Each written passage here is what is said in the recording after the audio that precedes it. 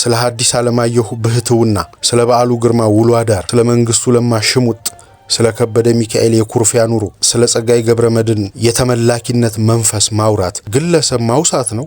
ዮሐንስ አድማሱ ስለ ዮፍታይ ንጉሴ በቀረበው ጥናት ላይ እንዲህ ይላል። ዮፍታይን እንዲህ ማንሳቴ አለመልኩ እንዳይመለክ አለግብሩ እንዳይወቀስ እንደ ግዑዝ እንዲታይ ነው ይላል።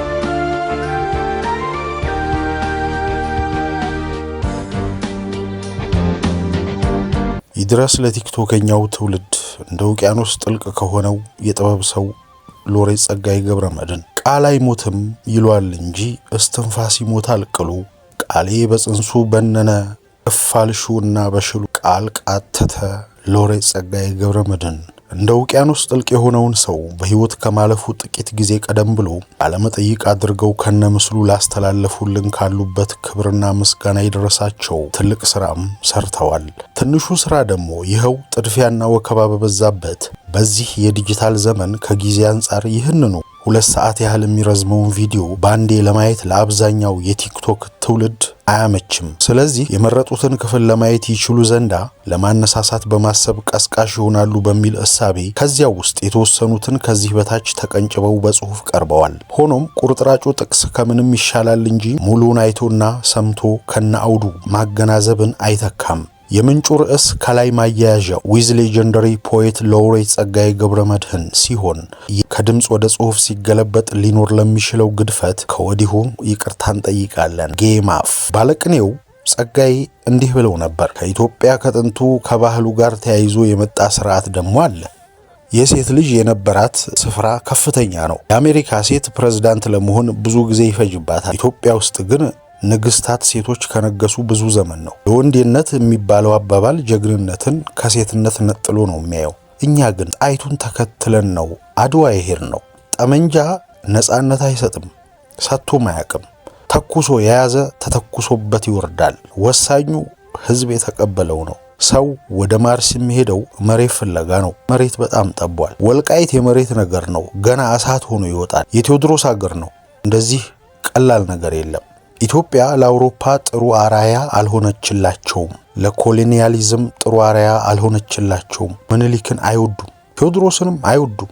ናውጣ ብሎ ጠርጎ ያስወጣ የለም። በጥቁር ዓለም ውስጥ በታሪካቸው የለም። የሥነ ጥበብ ሰው በቁናም አይሰፈርም። ህዝቡ አውቋል። ህዝብ ቀድሞ መንግስት ጭራ ሆኖ ኋላ ይጎትተዋል። ሪቨርስ ነው ሲቹዌሽኑ። ብዙ ችግር አለ በኢትዮጵያ። ግን የዓለም ህዝብ ያልቸገረውን ተቸግረን አናውቅም። ስለቻልነውም ነው የምንቸገር ይመስለኛል። ላይችል እኮ አይሰጥም እና ይችላል። እኔ እንደሚያሸንፍ አልጠራጠርም። ይቀጥላሉ። ጴጥሮስ ወቅት የፈጠረው ሰው ማለት ነው። ያ አይነት ሰው ለዛሬም መድኃኒት ነው። በድንጋይ ሐውልት ታስሮ ቁጭ ማለት ሌላ ጉዳይ ነው። አንደበቱን ግን መድረክ ላይ አውጥቶ ማንቀሳቀስ መስማት የትውልዱ መብት ነው። በተለይ ቤተ ክህነት በእንዲህ አይነት ጣር ውስጥ ባለችበት ጊዜ የፖለቲካ ካድሬዎች መጫወቻ ስትሆን እንደ ጴጥሮስ አይነቶቹ ናቸው የአባቴን ቤት የንግድ የቁማር ቤት አታድርጉ ብለው ጅራፋቸውን የሚያነሱት። ኩሽ ነው ምድሩ፣ እሳት ነው አርማው። ካም ሰላም ማለት ነው። ካም ጥቁር ሆኖ ግን የውጭ ደም አለበት። እንደኛ አይነት ማለት ነው። ኢትዮጵያ በሙሉ ጥቁር ሆኖ የውጭ ደም አለበት። ኩሽ ጥቁር አፍሪካዊ አባት ነው መሰረቱ። ስለዚህ ከኩሽ ስልጣኔ ተነስቶ ከሌላ ደም ጋር ፊውዝድ የሆነው ካም ተደምሮበት ነው የግብጽ ስልጣኔ ሰማይ የደረሰው። የኢትዮጵያ ስልጣኔ፣ የኑቢያ ስልጣኔ፣ የሜሮን ስልጣኔ በመሰረት ምድሩ ላይ የነበረው ምድሩ ባለቤት ኩሽ ነው። የሰው ዘር መጀመሪያም ሲፈጠር የተፈጠረበት ቦታ ያ ነው። ኢትዮጵያና ኢትዮጵያ አካባቢ አውሮፓውያን ግንዳቸው እኛ መሆናችንን ፈልፍለው አግኝተው ያሳወቁን እነሱ ናቸው። የዓለም ግንድ እኛ መሆናችንን። ሰው የተማረ ይግደለኝ ይላል። እኔ ወለየ ይግደለኝ ይላለሁ። ብዙ ጊዜ ወሎ እስላሙ ያርዳል። አንድ በግ አርዶ ያ በስመ አብ ወልድ ይላል፣ ያ ቢስሚላህ ይላል። አንድ ቃል እኮ ነው። አንዱን በግ ቆርጠው በሰላም አብረው፣ ይሄ ብስለት ነው፣ ርቀት ነው። ኦሮሞ ነኝ ማለትህ አማራ አይደለሁም ማለት አይደለም። አማራ ነኝ ማለትህ ትግሬ አይደለሁም ማለትም አይደለም። አማራ ሲል ሃም፣ ሃራ፣ አዲስ ሃም። ለምን አዲስ ጨመርክበት? ምክንያቱም መጽሐፍ ቅዱስን ተቀበልኩኝ፣ ሐዲስ ኪዳንን። ሃም ነኝ ግን አዲስ ሃም። አማራን አማራ የሚያደርገው አዲስ ካም መሆኑ ነው።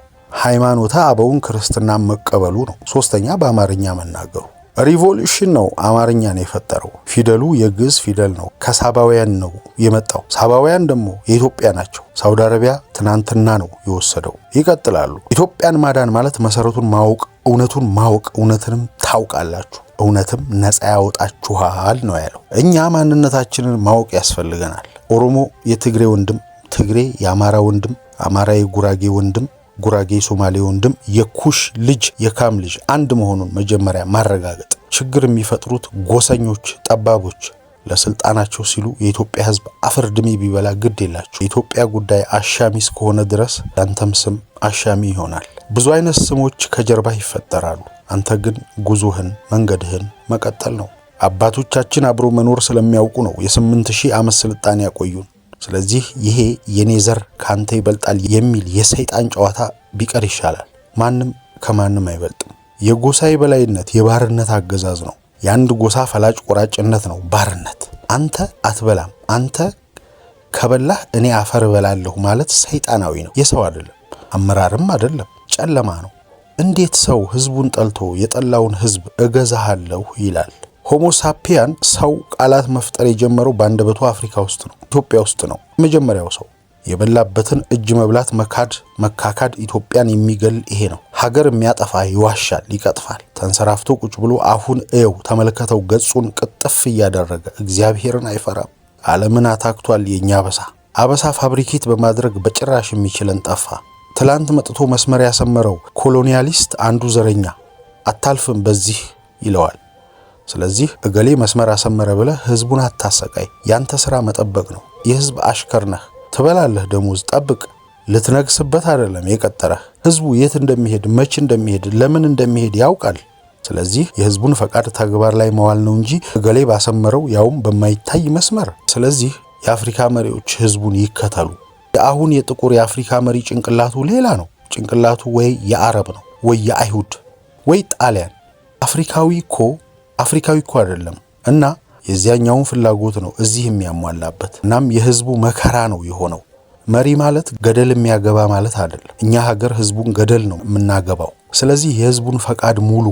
ትልቁ ፈተናችሁ ያ ነው። አንድ ህዝብ ፈቃዱ ተሟልቶለት በሰላም ካደረ በቅ ሲከለክሉት ነው ጦር የሚነክሰው፣ ድንጋዩን ማሾል ይጀምራል። እኔ ምን አደረገኝ የሱዳን ኩሽ? ለምን መጥቶ አዲስ አበባ ተንቀባሩ? ብሩ ካለው ምንድነው ችግሩ? ምንድነው ጣጣው? ወንድሜ እኮ ነው። ይቀጥላሉ። ክርስቶስ ሄደ አይደለም እንዴ? ግብጽ መጣ አይደል? ግብጽ መጥቶ ተምሮ ሄደ። ያው ህፃናት ያርዳሉ ስርዓት ነው ብለው። ሄሮድስ የአይሁድ ንጉስ ረድልኝ ህፃናቱን አለ። ህፃናት የሚያርድ ካልቸር ነው ያለው። ሸሸ። ይሄ ልጅ እናቱ እንዲታረድባት አልፈለገችም። የት ሸሸ? አውሮፓ ሸሸ። ኖ they were barbarians civilization የላቸውም። እዛ ብሄድ ይገሉታል። የሰለጠነ ቦታ የት ልሂድ ሲል ጥቁር ግብጽ ነው የመጣው። ሰላም አገኘ አይደለም? ተምሮ ተመለሰ። ሲመለስም አልተቻለም። ሲመለስ የራሱን ካህናት ባንዴ ዜሮ አደረጋቸው። 12 ዓመቱ መቅደሳችን እንዳትደርስ አሉት። መቅደስ በአባቴ ያትነግዱ ብሎ በጅራፍ so he traveled independently። አይምሮ ያለው እዚህ ነው። ያደገው ከጥቁር ጋር ነው። they can't stand his smartness, he is too much for them, they hanged him, thus are barbarians። ስልጣኔ የሚሰጠው ኩሽ ነው። መጀመሪያ ሰው የተፈጠረው እዛ እኮ ነው። ጥበብ የተቀናጀው እዛ ነው። መርከብ የተሰራው እዛ ነው። ብዙ ታምር ሰርተዋል። እኛ ጋር ይታያል። የቤተ ክህነቱ ስርዓት ግልጥ ብሎ ይታያል። ቁልቢ ሂድ ታየዋለህ ስርዓታቸውን። የቅኔ ምሽት ሂድ። ሼህ ሁሴን ሌሊቱን ቁጭ ብለው ነው የሚያድሩት። ሲቀኙ ጭንቅላት የሚያዞር ፋንታስቲክ የሆነ ቅኔ ነው የሚቀኙት። that's why the black mind still exists። አለማየሁ ገላጋይ ደራሲያንን እንደ ሰው ያለመመልከት አባዜ ሲል የጻፈውን ጽሑፍ እንዲህ አቅርበነዋል። ፊት ለፊት ስራው፣ ከበስተጀርባ ደግሞ ህይወቱ ይገኛል። ስራው የህይወቱ ማጣቀሻ ነው የሚሉ አሉ። በዚህም ስራውን እንደ አነፍናፊ ውሻ አስቀድመው ህይወቱን ያንጎዳጉዳሉ። እንዲህ ሲል የጻፈው በህይወቱ እንዲያ ስለሆነ ነው በማለት ስራና ህይወቱን ያጋባሉ፣ ያፋታሉ። ስለዚህ የደራሲ ቤት በሩ ቢዘጋም ከመግባትና ከመውጣት አይከለከልም። የደራሲ ደጃፍ ውሻ ቢታሰርበትም አያስፈራም፣ ቢታጠርም ከዘላዮች አያመልጥም። እኛ ዘንድ እንዲያ ለማድረግና ለመሆን የሚያስችል ሁኔታ የለም። ደራሲ የጓዳ ሕይወቱ ቀርቶ ደባባይ የዋለው ስራው እንኳን በሙሉ አይን አይታይም። ሐዲስ ዓለማየሁ፣ በዓሉ ግርማ፣ መንግስቱ ለማ፣ ከበደ ሚካኤል፣ ጸጋዬ ገብረ መድኅን፣ ሌሎችም የኖሩት ቀርቶ የጻፉትም የሚታየው እሽኩርምሚት ነው። ከስራዎቹ ፊት ተልመጥማጮች ያጠሩት የሙዚየም ክር አለ፣ አይታለፍም። የጽሑፍ ማስጠንቀቂያም አለ፣ በእጅ መንካት ክልክል ነው የሚል። እኔ የሚገርመኝ የተልመጥማጮቹ በክር ማጠርና መንገር አይደለም፣ የኛ አክብሮ ስነ ጽሑፍን በሙዚየም ሕግ መጎብኘት እንጂ።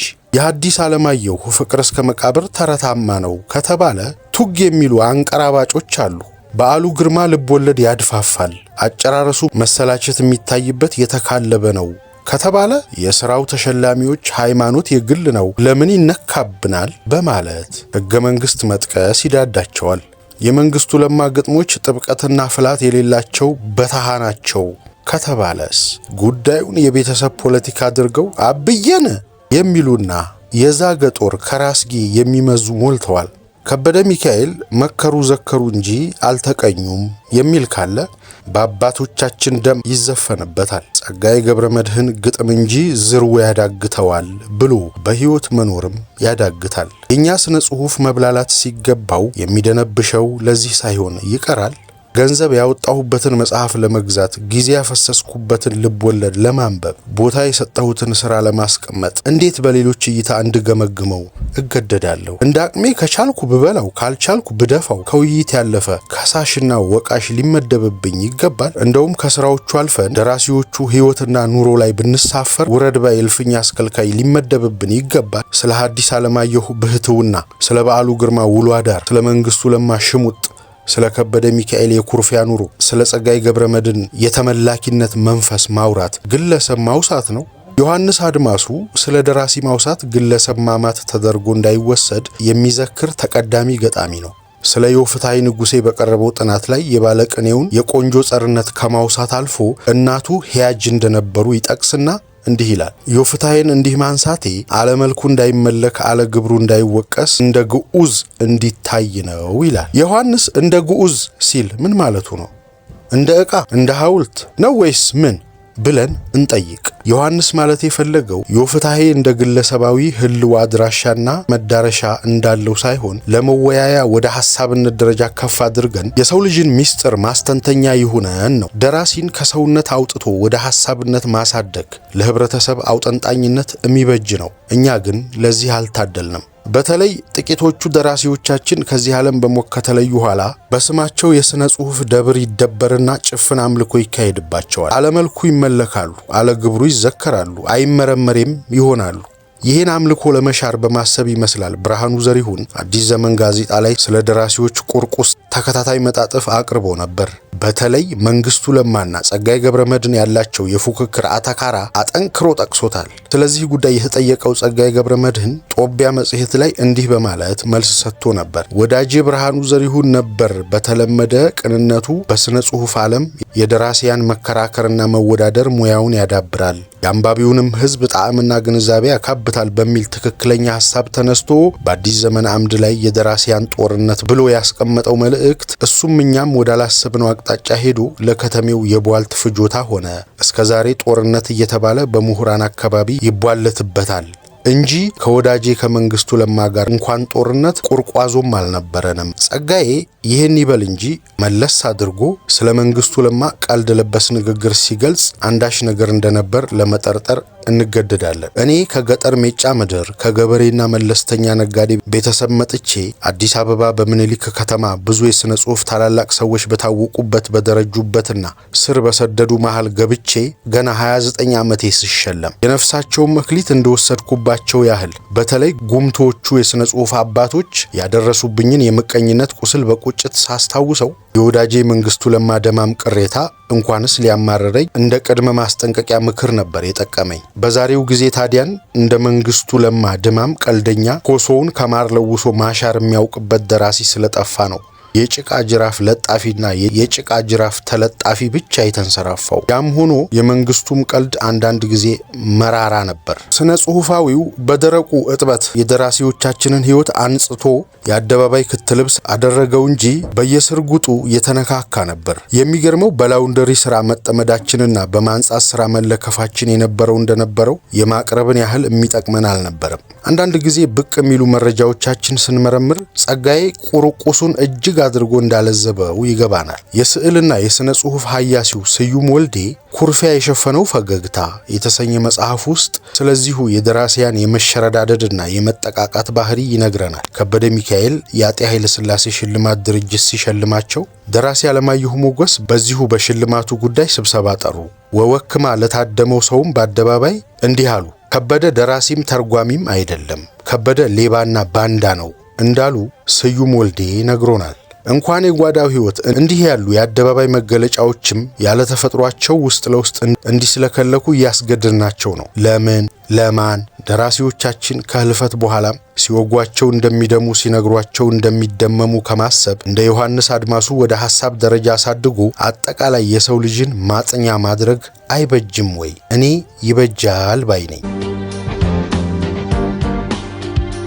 ጸሐፊ ትእዛዝ አክሊሉ ሀብተወልድ ለሀገራቸው ከሰሩት አበይት ስራዎች መካከል በጥቂቱ በወፍ በረር ኢትዮጵያ በዓለም አቀፍ መድረኮች ተገቢውን ውክልናና ጥቅም እንድታገኝ ያደረጉት ተጋድሎና ጀብድ፣ ቀን በባቡር ሌሊት በመርከብ እንዲሁም በአውሮፕላን ያለ እረፍት ለበርካታ ቀናት እየተጓዙ የኢትዮጵያን ጥቅም ለማስጠበቅ ደክመዋል። ጣሊያን ኢትዮጵያን በወረረ ወቅት ባደረሳቸው ጉዳት ካሳ ልትከፈል ይገባል ብለው በመከራከር በጊዜው ጥቁሮች እንደሰው በማይታዩበት ጊዜ በአውሮፓ የዓለም መሪዎች ስብሰባ ላይ እሳቸው ብቻ ጥቁር በስብሰባው ላይ ተገኝተው ለኢትዮጵያ የሚከፈላት የካሳው ብር በወቅቱ $5 ሚሊዮን ነው ተብሎ ቢወሰን ክቡር አክሊሉ ሀብተወልድ ግን እንደዛ እንደማይሆን በውሳኔው እንደማይስማሙ በመሟገታቸው የክፍያው የብሩ መጠን ወደ $25 ሚሊዮን ከፍ እንዲል አድርገዋል። ገና በወጣትነታቸው በዓለም መንግስታት ማህበር ሊግ ኦፍ ኔሽንስ የኢትዮጵያ ዋና ጸሐፊ ሆነው ያገለገሉ ሲሆን በአፋምቦ፣ ኦጋዴን፣ ጋምቤላና ኤርትራን ጨምሮ በርካታ የኢትዮጵያ ግዛቶች በአፍሪካ ቀንድ ቀጠና ከነበሩ ቅኝ ገዢ ሀገራት ግዛትነት ወደ ኢትዮጵያ እንዲመለሱ አድርገዋል። የኢትዮጵያ ብሔራዊ ባንክ የእንግሊዝ መንግስት ያቀረበውን ድርድር ውድቅ አድርገው የራሳችን ብሔራዊ ባንክ ባለቤት እንድንሆን አድርገዋል። የእንግሊዞች ሐሳብ የነበረው ባንኩ መቀመጫውን በለንደን ይሆናል፣ የባንኩ አስተዳደሮች በእንግሊዟ ንግስት ይመረጣል፣ ኢትዮጵያ ወርቁን ትልካለች፣ ከዛ ተመርቶ ይላክላቸዋል ሲሉ ጀግናው አክሊሉ ሀብተወልድ ግን እኛ የራሳችን ባንክ እዚሁ አዲስ አበባ እንዲሆን ነው የምንፈልገው፣ ንግስቲቷ በእኛ ባንክ ሰራተኞች መራጭ ማን አደረጋቸው? እኛ የእናንተ ቅኝ ተገዢዎች አይደለንም በማለት ተከራክረው በማሸነፍ ኢትዮጵያ የራሷን ገንዘብ አምራች አድርገዋታል። የበለጸገች ኢትዮጵያን ለመፍጠር በተሰሩ ታላላቅ ስራዎችና ተቋማት ምስረታ በብዙ መስኮች የተሳተፉ ሲሆን በግንባር ቀደምትነት የኢትዮጵያ አየር መንገድ ምስረታ ላይ ከፍተኛ አስተዋጽኦ አድርገዋል። እኚህ ታላቅ ዲፕሎማት ኢትዮጵያን በዓለም አቀፍ መድረኮች ላይ የሀገራቸውን ብሔራዊ ጥቅም ከማስጠበቅ ባሻገር ከነ ዶክተር ምናሴና ክቡር ከተማ ይፍሩ ጋር በነበራቸው ጥምረት የአፍሪካ አንድነት ድርጅትንም በመመስረት በሀገራችን ውጭ ጉዳይ ታሪክ የምንጊዜም ወርቃማው ዘመን ሆኖ በታሪክ እንዲታወስ ታላቁን ሚና ተጫውተዋል። ክብርና ዘላለማዊ እረፍት ለጸሐፊ ትእዛዝ አክሊሉ ሀብተወልድ። ታሪክን ወደ ኋላ